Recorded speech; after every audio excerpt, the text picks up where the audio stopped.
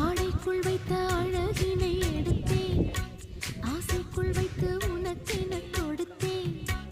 இதமாகத்தான் பதமாகத்தான் என்னை தீண்டு தாகம் தணியும்.